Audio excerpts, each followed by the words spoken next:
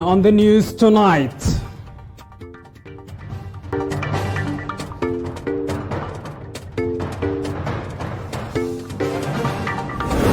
COVID-19 in Statehouse. 4 Statehouse staff have tested positive for coronavirus.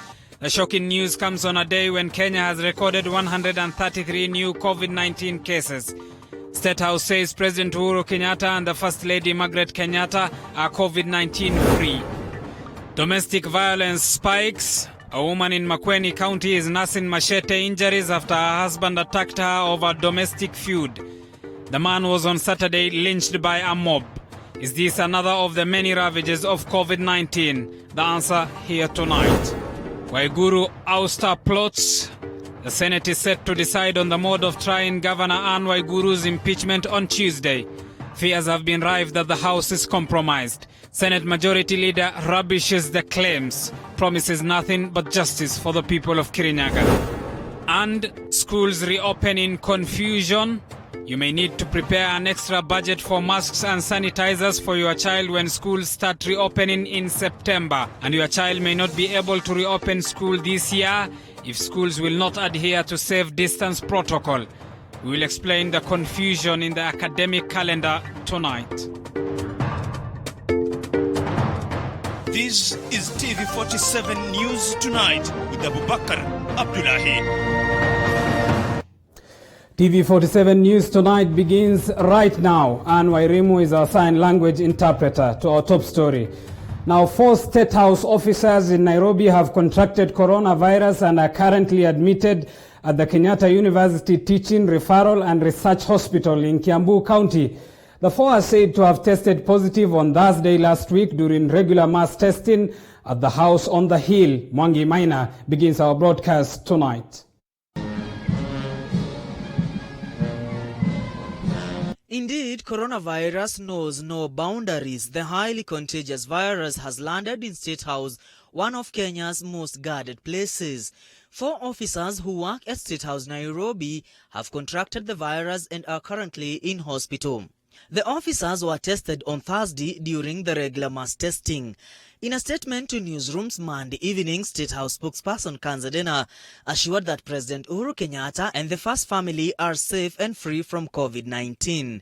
The statement said State House staff are regularly tested as part of proactive measures including President Uhuru Kenyatta and members of his family. Kanzadena adds that families and close contacts of the 4 State House officers are being attended to and that extra access protocols for State House staff residing outside the compound and visitors have been rolled out as part of strengthening COVID-19 restriction measures. The statement does not say if the 4 were working in the same office and whether they had come into close contact with the president and other members of the First family or not. Since Madaraka Day on June 1st, State House has played host to several groups of people, the latest one being the extraordinary session of the National and County Government Coordination Summit held on Wednesday last week.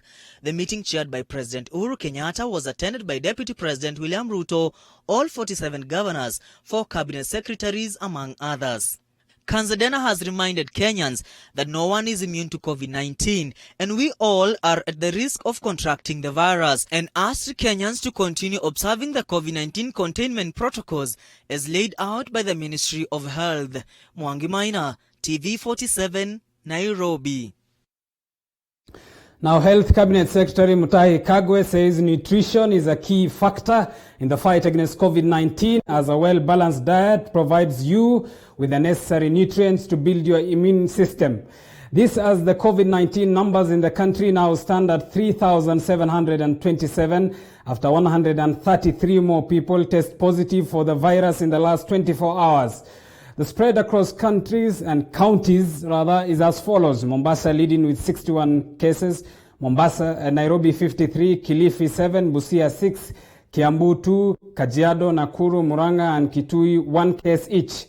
33 more people have been released from hospital after a successful treatment, bringing the total number of recoveries in the country to 1,286. The death toll as of today is at 104.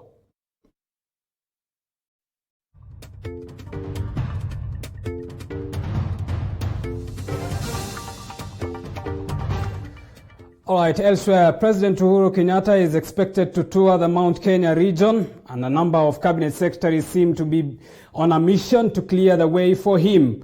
In the last few days, a number of government projects inspection tours have been happening in Mount Kenya region.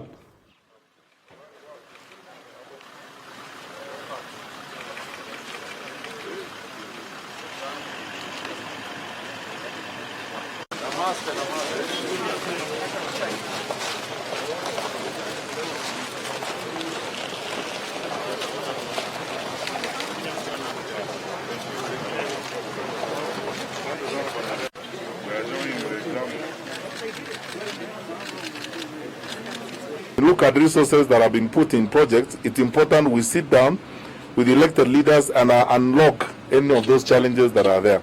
That is how we have agreed on so many issues here involving land and titling, where projects are delayed so that they can start in the process. And those that you have had enumerated by the governor, including Kemri, construction of the county headquarters to be finished, construction of the police headquarters, and so on and so forth.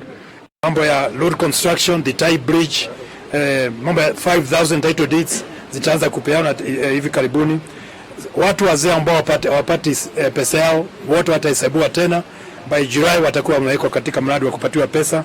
Almost over 50 billion shillings worth of projects have been captured by the document during our meetings as members of parliament with the ministry and with the PDU, Presidential Delivery Unit.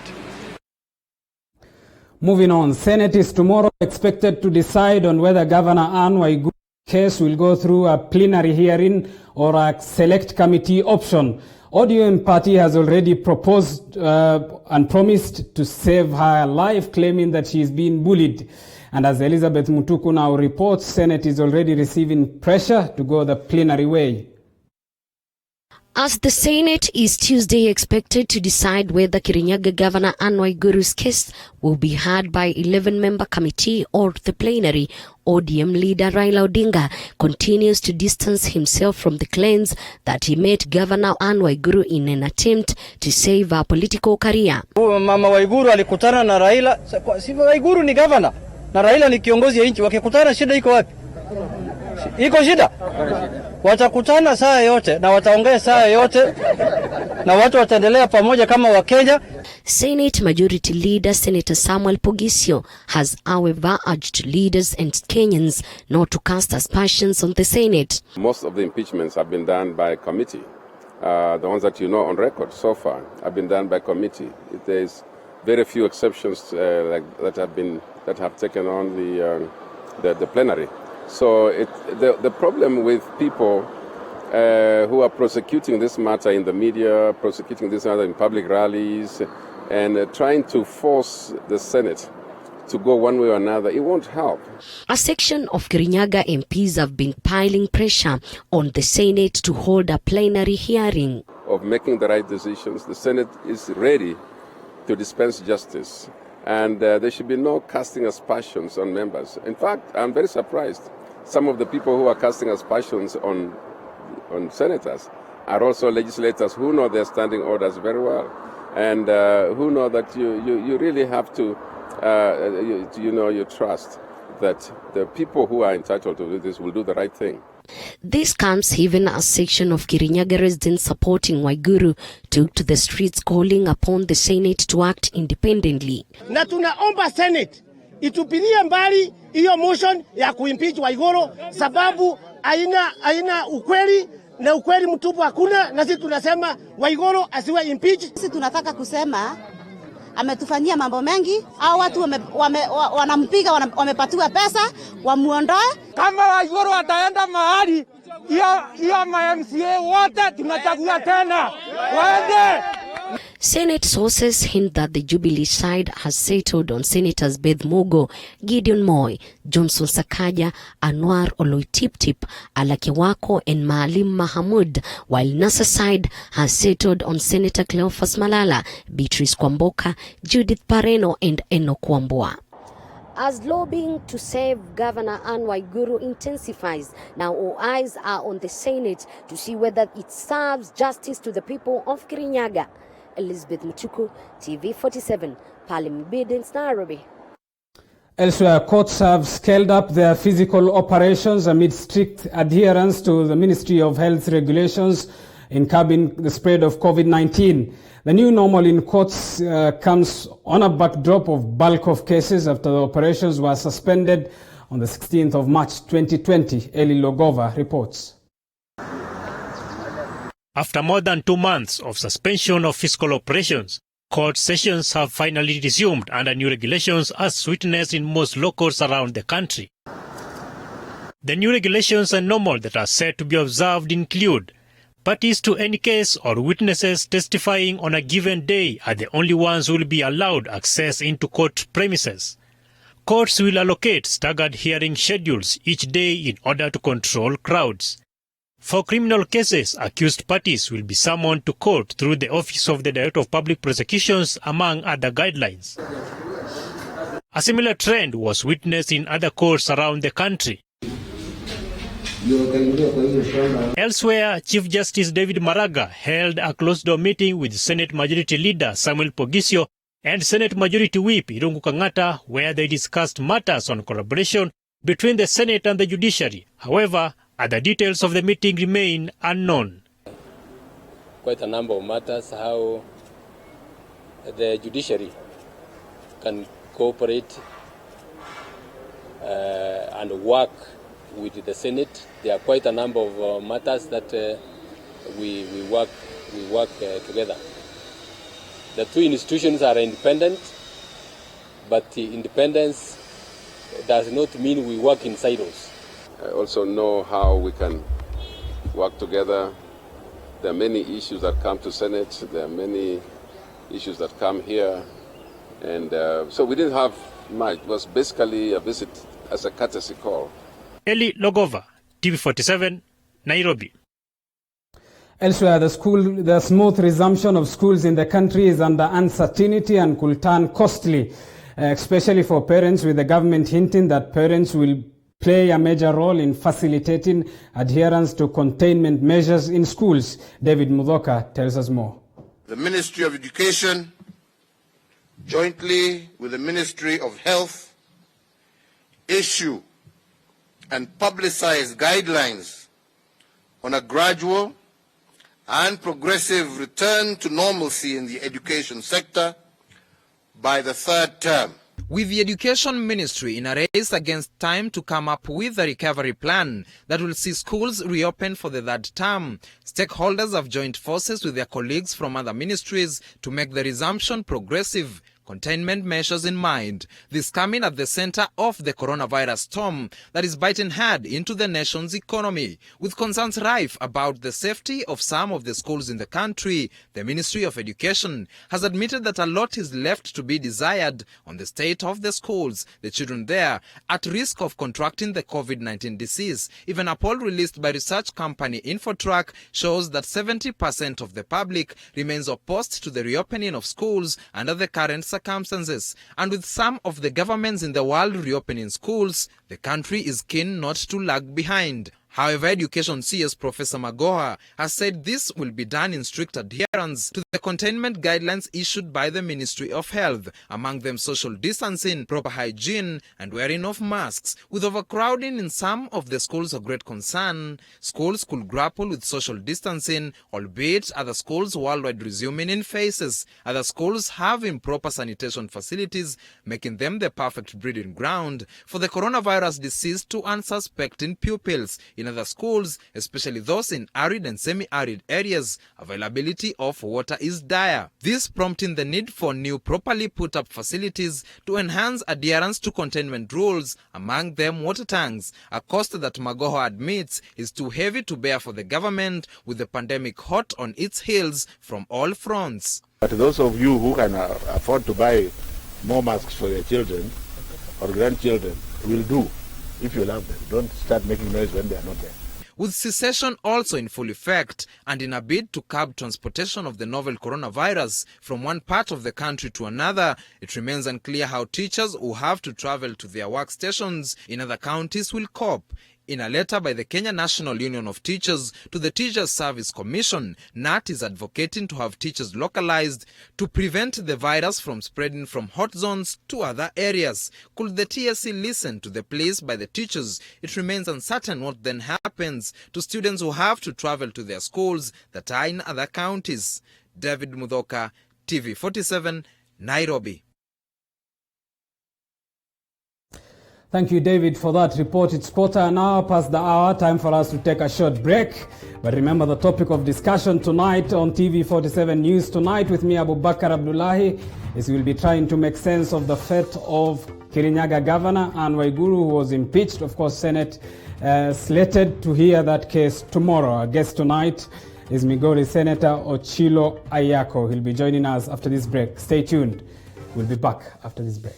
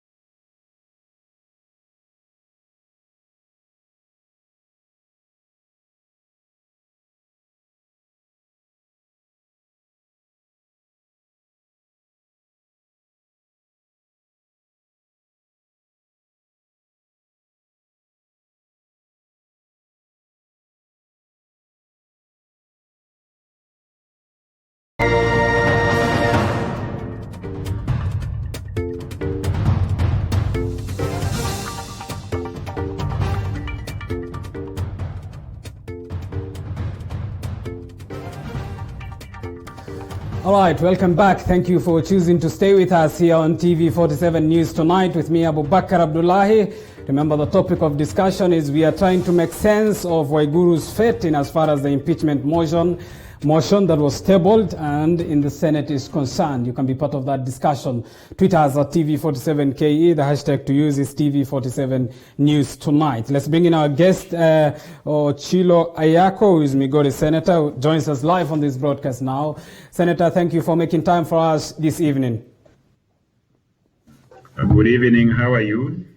I'm well, Senator. Let me start this question by asking and seeking your very own understanding as a senator of what the difference between a plenary hearing and a select committee hearing is. Thank you very much. A select committee hearing is provided for in the County Government Act of 2012, Section 33. It provides it very clearly that upon receipt of a resolution of a county assembly removing or impeaching a governor, the speaker will appoint, the speaker will call for a special sitting and with the approval of the House appoint an 11-member special committee to hear the grievance that has been brought against a particular governor from a county assembly, provide for a framework through which that governor will be heard, provide for a framework through which evidence will be introduced, and if the Senate, if the committee itself resolves that there is sufficient evidence, sufficient supportive or supporting documents to provide for the removal of the governor, the select committee will present their recommendation to the plenary, recommending that the governor be removed if there is no sufficient evidence. And in this case, the plenary is the full house of the Senate, is it so? Yes, the full house of the Senate. The other alternative, because the words of the statute, that is the County Governments Act of 2012, also allows for an alternative way of hearing the grievance of a county assembly and also hearing the defense of the governor, and that is by plenary. The whole house can sit and listen to all these presentations and make a resolution within 7 days, whether to acquit or whether to, uphold what the county assembly, the particular county assembly had recommended. This particular Senator, I asked you that question for purposes of clarity in as far as our audience is concerned, but nonetheless, let me personify that very same question. Which among the two is your preference in as far as this tabled motion is concerned? Well, I'm waiting for tomorrow to make my preference known. I do not want to, contrary to our standing orders, preempt the debate. But either option, I'm game with either option. If it is, select committee, I believe that a select committee can do its work. It's a much more manageable forum in terms of the fact that there will be fewer members. The county assembly will have more opportunity to present without interruption as much information as they think is supportive of their case. The governor will equally have adequate time to present before that select committee as much information as she would want for her defense. All right, Senator, you say you don't want to preempt where your stand is, but if you look at the wordings of the National Assembly's Minority Whip, Junaid Mohammed, who is from the very same party you are, he says, and I quote, that the ODM party has resolved to save Waiguru and is rallying its senators for the impeachment motion. When he says that, first, is he speaking on behalf of your party? Absolutely not. Junaid is my very good friend, and I happen to be the senator. I noticed that he was speaking in Garsen in a function that was not an ODM function. I am not aware of. Well, you are very right. You are very right. He was speaking in Garsen while visiting flood victims in Tana River County. That was on Sunday. That was yesterday. But nonetheless, when he says with authority that he is the National Assembly Minority Whip, and this is what the party will do. And unfortunately for him and for us, he is the minority whip of the National Assembly. In Senate, our minority whip is Senator Mtula Kilonzo Jr. Our minority leader is Senator James Agribob Orengo. And we have a meeting set for tomorrow at about 11 o'clock to look at which position we should take. So of course, the two houses have very distinctive roles in as far as what constitutionally they are mandated and their mandate is. But nonetheless, Junaid, one will argue, is a high-ranking ODM member, if not a close confidant of the party leader. When he says this, you dispute that this is not the wordings of the party? Junaid is my friend and is also a member of the National Assembly from my county. I'm a senator. Junaid is a very close confidant of my party leader, Honorable Engineer Raila Amolo Odinga. But I want to tell you that the ODM side or the NASA side of the Senate has not met. We will be meeting tomorrow to look at the various positions we need to adopt. Jonette was speaking in Garsen in a platform or a forum that is not ODM's forum. And I am aware that the party organs have not met to discuss this matter. So I will not take what he said as being, I would not take it to mean that he was speaking from a formal position or a position of authority. All right, tonight opinion is divided amongst senators, amongst lawyers, amongst political commentators on which scenario the Senate should pick. You earlier on hinted as though there could be a preference on the select committee, which begs the question, what has changed to warrant that, since that will be a deviation from the last case in which Kiambu's then Governor Ferdinand Waititu was impeached by an entire sitting house? That is true. Let me tell you that impeachment is provided for in the Constitution under Article 182. It's also provided for in the standing orders of the Senate and also provided for under the County Governments Act, Section 33. Both processes are absolutely lawful. A select committee is lawful, plenary is lawful. Even a select committee route still ends up in plenary for approval, because a select committee will have to bring its report to the plenary for approval. So all these options were considered by the framers of the Constitution and those who worked on legislation in 2022 to enable or to give effect to impeachment of a governor. So if you ask me, preference may be because of the political dynamics of the nation. So those may create preference. Preference may for plenary or for select committee. And Senator, is it in the interest of 47 million Kenyans, and specifically the residents of Kirinyaga County, those who voted for their governor, that the Senate overlooks that and decides this based on the political temperature? I believe that Kenyans had elected senators, and properly so.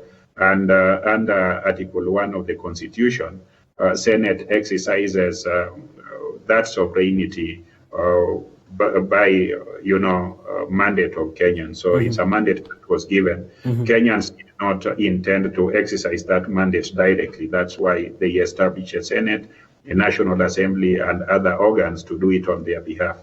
I believe that the MCAs in Kirinyaga were also elected by the people of Kirinyaga, and in their plurality exercise the mandate given to them by the Constitution and the County Governments Act.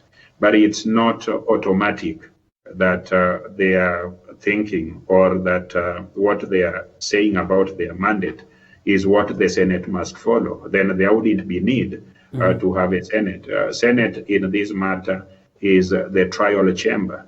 Senate must objectively listen to evidence that is presented to them, must afford the governor opportunity to also offer her defense and make a resolution. What I am absolutely sure of is that yes, a plurality or majority of members of County Assembly of Kirinyaga voted to impeach Governor Waiguru, but I am not sure whether they were directly speaking on behalf of the people of Kirinyaga in their majority. All right, because, and what guarantees the Senate to be speaking on behalf of the people of Kenya then, if you say the County Assembly may not have necessarily been reflecting the voices of the people of Kirinyaga? Is it not a double-edged sword that is hitting on both ends? No, I'm not. That is not the point I'm making. I'm making a different point. Your question or your quip was that would it be proper for Senate to go against the wishes of 47 million Kenyans? I do not know in this context of Kirinyaga how their wishes were processed.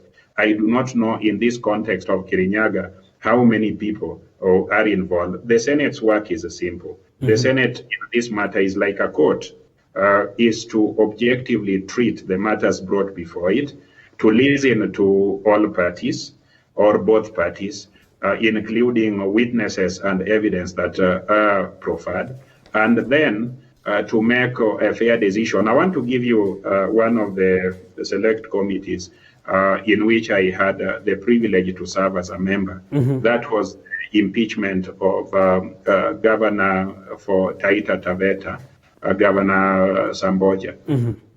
The County Assembly commenced the impeachment process.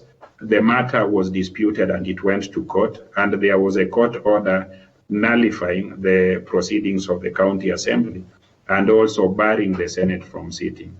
We, in line with our mandate under Article 95, Article 96, and Article 1 of the Constitution, decided that a co-equal arm of government cannot inject us and prevent us from discharging our mandate under the law.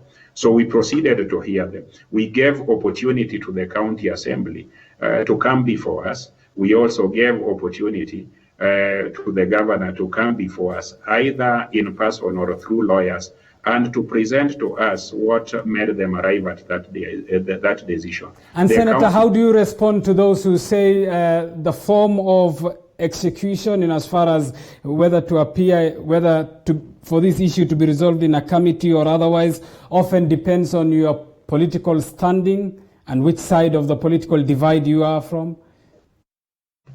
By and large, assemblies, including the Kirinyaga County Assembly and National Assembly or Senate, have political dynamics. In fact, you will find out that a lot of the ongoings in Kirinyaga were also driven by the fractious and factious nature of our politics.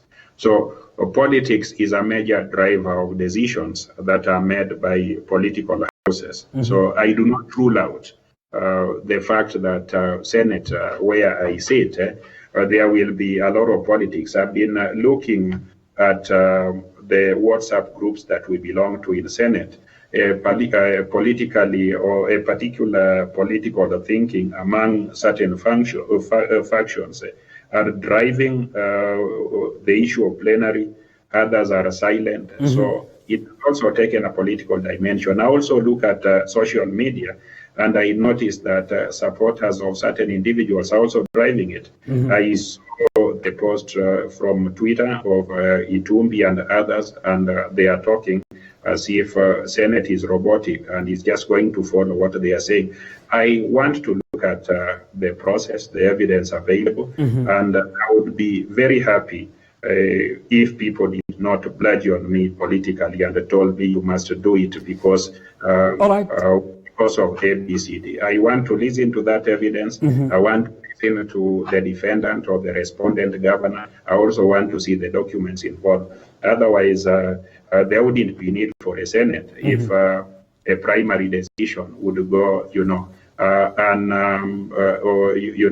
unchecked, or if there wouldn't be a process the Senate would have to go through. Even if it is... All right, Senator, in this impeachment, just like the many others, will it be fair to say the Senate will be the judge in this first? Yes, the Senate, unfortunately for those who may not like it, is the one mandated by the Constitution, Article 182, and also the County Governments Act 2012, Section 33 of the County Governments Act, and also the standing orders and Article 96 that confers the Senate oversight authority over county government executives and the assemblies. All right, and if this judge has two options of whether using 6 or 11 judges or using the total number of judges that is at their disposal, why will it not be better to use all the judges and get their views, if at all they are at your disposal? The process that the Senate of Kenya will adopt or is likely to adopt is a process that is not just autochthonous to Kenya. It's not a process that is confined to Kenya. If you look at impeachment, the ways and the manner in which it's carried out in the United States of America or in other jurisdictions, they are normally select committees or standing committees. In the US, they have two of them. They have the Intelligence Committee gathering evidence, then they have their Justice Committee gathering evidence. And if those two committees are of the view that the threshold to impeach a president or whoever is to be impeached has been reached, then they bring a report to the entire plenary. The entire plenary to now decide to approve their report or to reject it. The same situation is also obtaining in Kenya. We have under the law the right to set up a select committee, and it is before this select committee that you present. It's a committee that conducts its hearing in the open. It's a committee that gives opportunity for all witnesses on either side to be present and all documents to be presented. Then if they propose that the impeached person should be convicted of the impeachment, then they send it to plenary. So there is nothing out of the blue. What is being done here, or what is has been provided here, if it is approved that it's a select committee, is what is available in all jurisdictions that are democratic. All right, Senator, I understand we are out of time, but nonetheless, let me ask you this fundamental question. And I suppose at this time and presume that you must have been hinted, if not be in the knowledge of what I will be talking about, which is, isn't it not the case that your own party, the Orange Democratic Party, is often and many a times cited as though it is a politically sanitizing tool to some? That is the problem, and I'll tell you how that is problematic. How is it so? I've looked at social media that belongs to senators, just senators, and I have also looked at social media outside the Senate. Unfortunately, the acrimonious and polarized nature of politics in Kenya has decided to descend into the arena of Senate and brand certain members of Senate as being of the behavior that you are describing because they find it convenient. I can assure you, before even the accusation that is being leveled against ODM was made, there was a Ruaraka report. You say all this was made. Do you know who made it? I see it in the social media. It has been bandied around time and again. Right now, it has no patent. Even if you check a few minutes ago, they'll tell you ODM will sanitize this. But the reason I'm telling you, before all of these matters, when the Ruaraka report was brought to the House, I was in the House, the same people who are now on mountaintops accusing ODM of sanitizing matters, they are the ones who sanitized the Ruaraka report. All the governors that were brought before the Senate, when it was convenient for a certain faction of Jubilee, which is the ruling party, to kill those reports, they killed them. They never talked about. And is it then my understanding that this political sanitization is happening across, which doesn't make it a lesser evil anyway? What I'm saying, that perhaps the output that people are getting out of Senate or out of the National Assembly or out of any county assembly is a result of the cacophony arising from political polarization that clouds the fact that people should be objective and fair about processes. You never know. It could also be possible that the bringing up for impeachment of Governor Waiguru is also a politicized process. Who knows? When the evidence is processed, we'll see it. Is there evidence? Has it been processed fairly? Those are some of the things that we must be careful about. It could also be that the defense that she will is also a political defense. All those will be in play. All right, Senator Ochilo Ayako, Migori Senator, thank you for making time for us tonight. Well, thank you, brother, and let's be hopeful that justice will be rendered tomorrow and in subsequent days as we hear the people of Kirinyaga. And I hope they bring, cogent evidence. All right. Well, thank you, Senator, for making time for us. Time for us as well to take a short break. We still have a lot lined up for you in as far as news and sports news is concerned. We'll be back after this short break with much more. Stay tuned.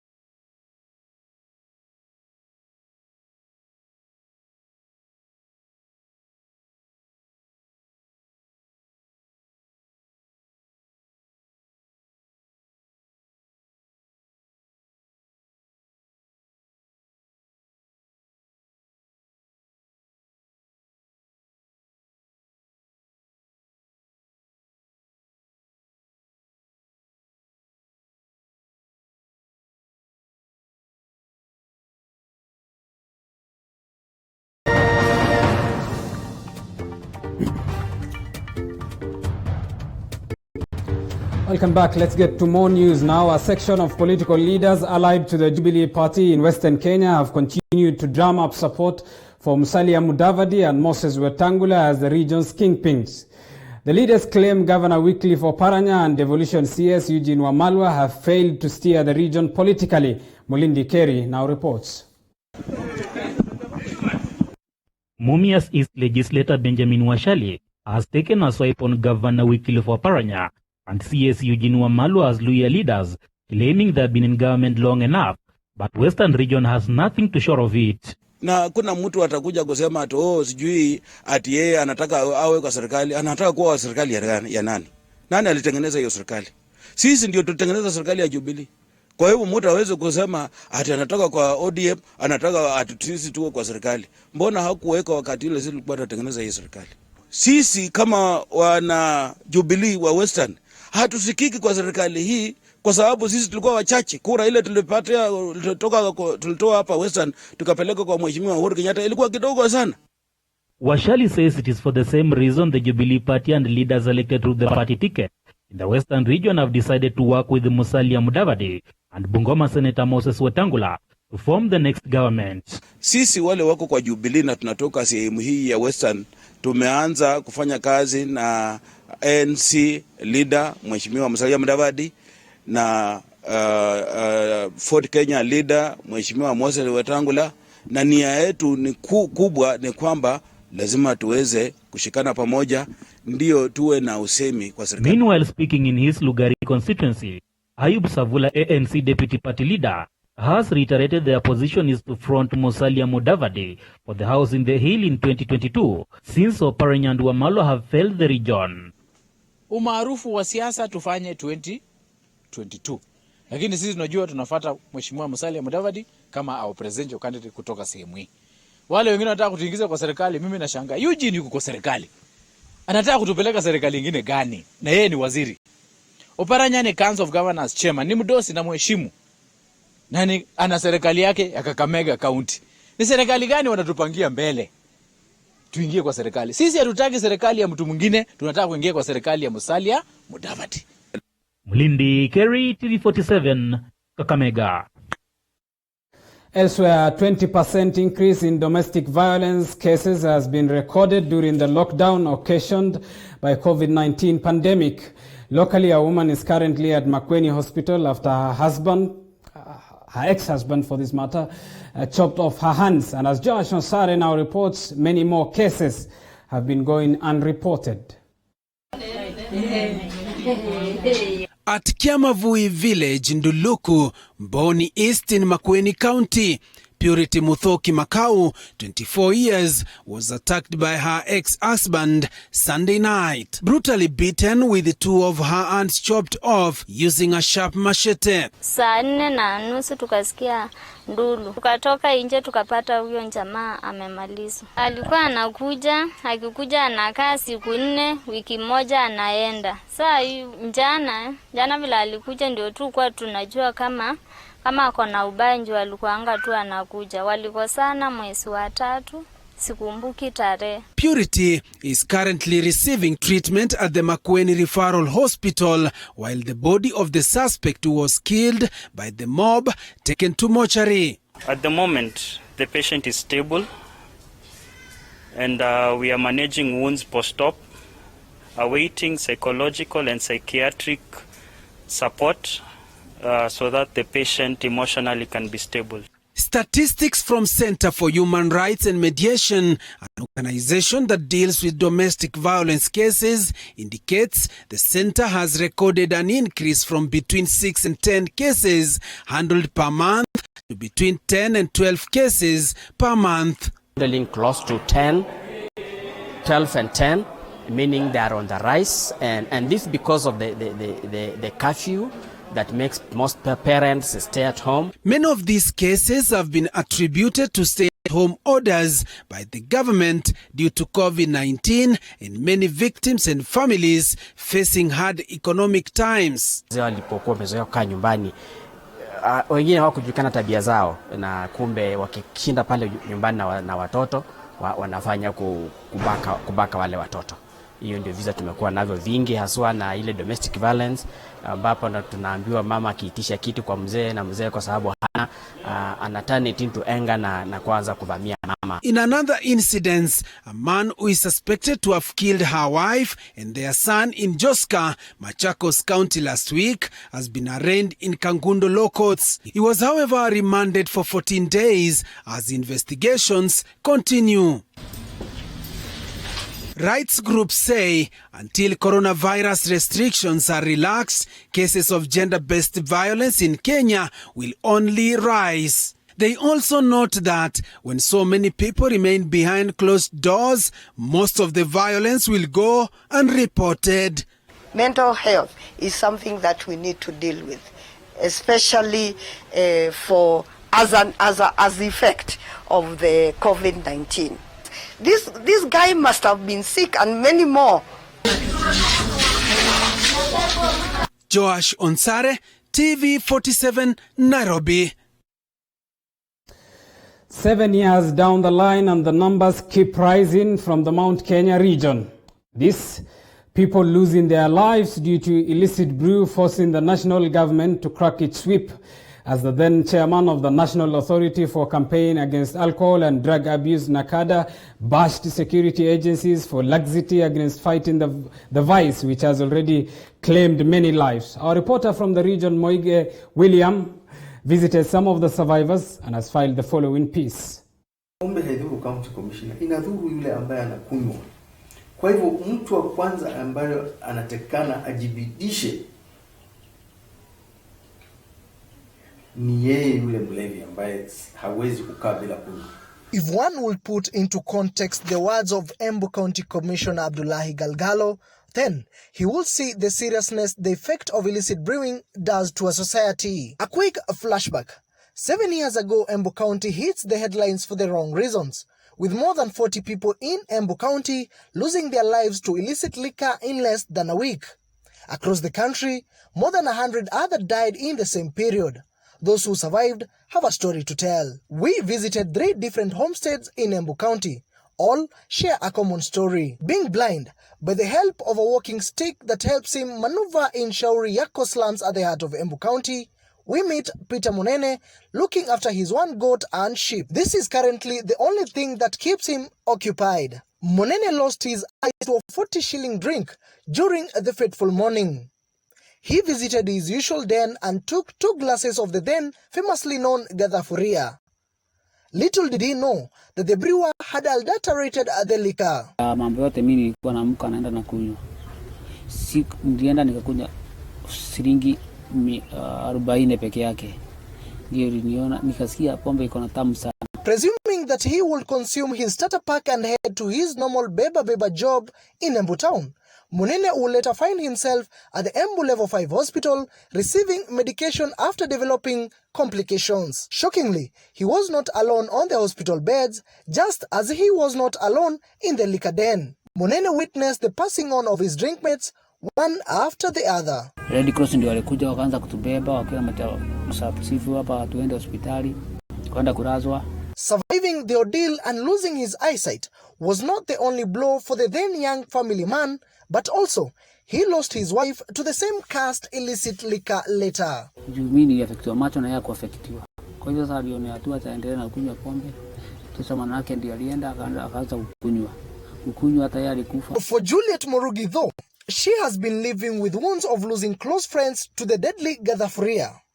Why not for an early client who visited her in the morning, 20 shillings would have cost her dear life. She was headed to the deadly liquor when the client distracted her. Nasikia ni maduruku. Watu wanapiga banduru he mtu amekuanga nini. Sasa nikaambia Mungu, wewe umenipenda. Nilikuwa nimeenda kukunywa nini? Kibao. Nikarudishwa na hiyo makanga. Nikunja nimpatie nini? Nguo, nikampatia nguo na akachange na akaenda. The mother of one who is now a reformed alcohol addict has never tasted nor wished to smell any scent of liquor since then. She's eternally thankful to the matatu conductor who saved her dear life. Baba akunywangi. Mama yake akunywangi. Mama yake akunywangi. Sasa tuendelee hivyo tu. Sababu Mungu amesaidia mama yao. It is a different tale for Nancy Wanjiku. The pig farmer has never been alcoholic, but the killer drink costed her heavily. While in her usual duties, she received a distressing call that her husband is unwell. Hurriedly, she rushed home and took him to the hospital. She had left her husband drunk at home, nothing unusual at the time. Nimemwacha hapa nyumbani akikuwa mlevi. Mimi nikaona ni ulevi tu. Nikaenda town. Nikitoka town nikakuta amegonjeka kabisa. Tukatafuta ngari tukampeleka hospitali Njeni. Akaandimizwa. Tukakaa mpaka saa 3 za usiku. Akakufa. Akatuacha. The mother of 7 whose husband died in her arms at the hospital bed left her with a huge burden of single-handedly raising their children. She admits life would have been better off if the husband was still alive, why not for the killer drink. Sai amekuwa uhai, kumekuwa kusuri kuliko sai. Amekuwa na kazi, amesomesha watoto wangu wake, na sai ni mimi natafuta ya kusomesha watoto. The liquor left many people in Embu with permanent psychological wounds and bitter memories. For these 3, they have one message to the lovers of the bottle. Naambia wasikunywe pombe, pombe inaua. Wanatumianga hiyo kitu. Wasome na mimi. Ile Mungu naweza kumwambia watoto wangu tu, Mungu awashindie wasi hiyo maisha nilikuwa nayo samani. Mungu asaidia watoto wangu. The 7-year ago incident whereby illicit brew claimed a lot of lives here in Embu County it was a new beginning to the survivors of the ordeal. For TV47 in Shauri at the heart of Embu Town, I'm Moige William. Thank you, Moige William, for that report. Let's get to the world of sports now, and sporting activities have resumed in Tanzania, with several matches being played in the Tanzania Premier